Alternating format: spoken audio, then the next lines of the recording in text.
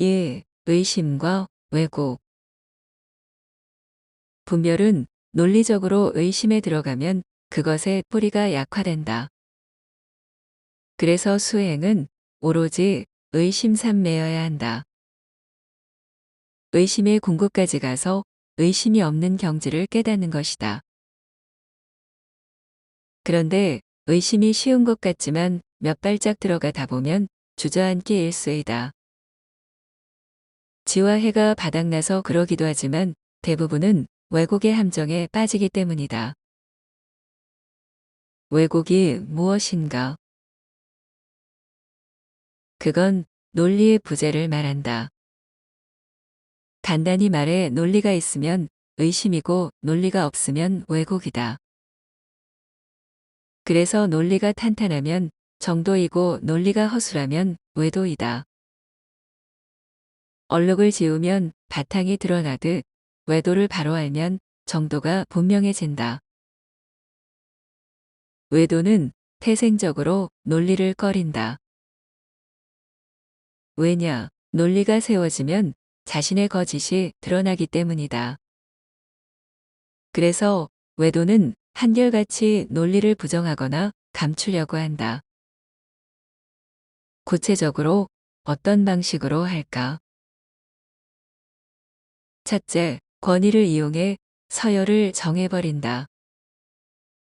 이렇게 되면 논리보다는 일방적인 훈계나 가르침 쪽으로 흘러가게 된다. 이런 사람들의 언어 습관을 보면 붓다와 중생, 영역의 높고 낮음, 신분의 기천 같은 분별적 용어에 익숙하다. 둘째, 예전에 한 사이비 교주가 내가 누구인지 알아?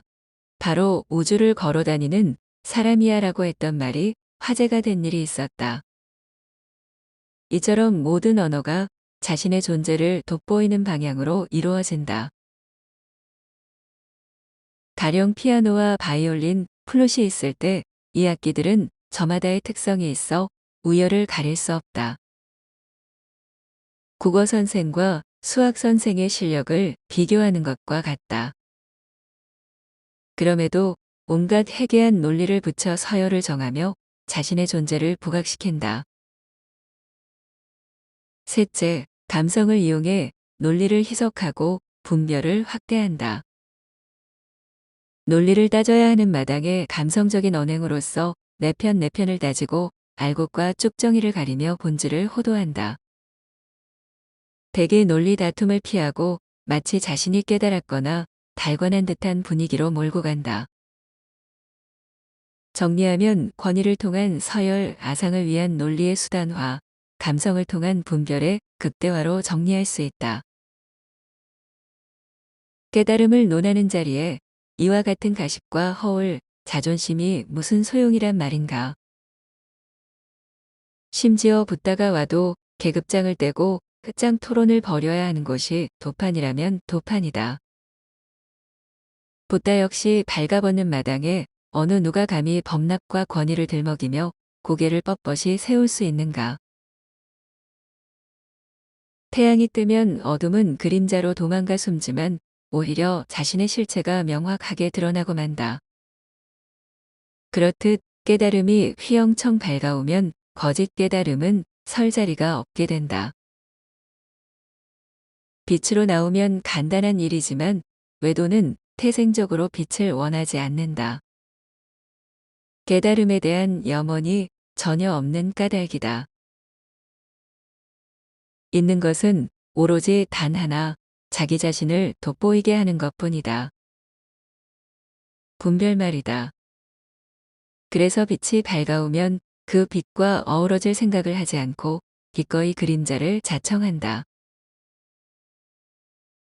금목자흑이라고 수행자들이 외도에 물들지 않으려면 그것에 대한 경계가 필요하다. 그 가운데 가장 주목해야 하는 것이 자신의 스승이다. 스승을 의심하지 못하는 사람은 수행자가 아니다. 스승된 자가 깨달았는지 깨닫지 않았는지도 모르면서 어떻게 수행을 한단 말인가. 행여 그것을 판단할 반야가 부족하더라도 하는 데까지 의심을 일으켜야 한다.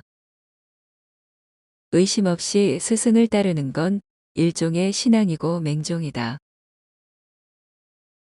혹자는 스승에 대한 그런 태도는 매우 불경한 것이라고 생각할 수 있을 것이다.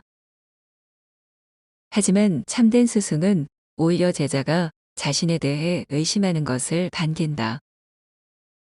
그래서 제자의 의심이 격해지면 더할 나위 없는 보람과 기쁨을 느낀다. 해가의 맹공이 이어질 때 달마의 심정은 열반 그 자체였다. 그러니 아무 걱정하지 말고 마음껏 의심하라. 당신의 스승이 깨달았다면 만면에 미소가 가득할 것이고 그렇지 않다면 분노로 일그러질 것이다. 어떤 결과가 나오든 재밌지 않은가. 물론 외도는 그런 도담의 빌미조차 주지 않을 것이다. 스승의 입장에서 생각해보자. 제자의 질문에 아는 것은 일러주고 모르는 것은 모른다고 하면 된다. 모르는 것은 시간을 두고 함께 풀어가면 될 일이다. 어려울 것이 전혀 없지 않은가. 스승은 솔직하면 되지 무조건 견성성불해야만 하는 건 아니다. 사실 깨달음을 기준으로 하면 세상에 스승의 명패를 찰 사람이 몇이나 있겠는가. 하지만 스승의 위치에 있게 되면 깨달음의 짐 덩어리를 지게 된다. 스승은 깨달음, 이란 등식에 의해 부지불식 중 깨달음을 조금씩 꾸며내게 된다. 이것이 쌓이고 쌓여 온갖 왜곡이 비롯되었다. 그 순수했던 수행승들이 어느덧 나이가 들어 스승의 위치에 서게 되면서 외도의 가식을 뒤집어 쓰게 되는 것이다. 알면 안다고 하고 모르면 모른다고 하는 것이 그렇게 힘든가? 이 간단한 것 하나가 두려워 도문을 폐쇄하고 정보를 왜곡하기 일쑤이다. 스승의 진위를 판단하기 어렵다면 도문의 개폐와 정보 공유의 의지만 봐도 얼추 그 속을 들여다볼 수 있다. 아무튼 스승에 대한 의심을 점차 확대해 큰 스님이나 조사, 불법이나 붓다로 넓혀 나가라. 세존이 세 명의 스승을 끊임없이 의심했던 것처럼 당신도 하라. 세존이 자신의 깨달음을 냉정하게 의심했던 것처럼 당신도 하라. 세존이 의심에 궁극에 이르러 저절로 쉬게 된 것처럼 당신도 하라. 세존의 가르침은 경전에만 있는 것이 아니다. 세존이 몸소 걸으신 의심의 길, 그것을 쭉 따라가는 것이 수행의 첩경이면서 정도이다. 당신은 지금 이 책을 의심으로 읽고 있는가?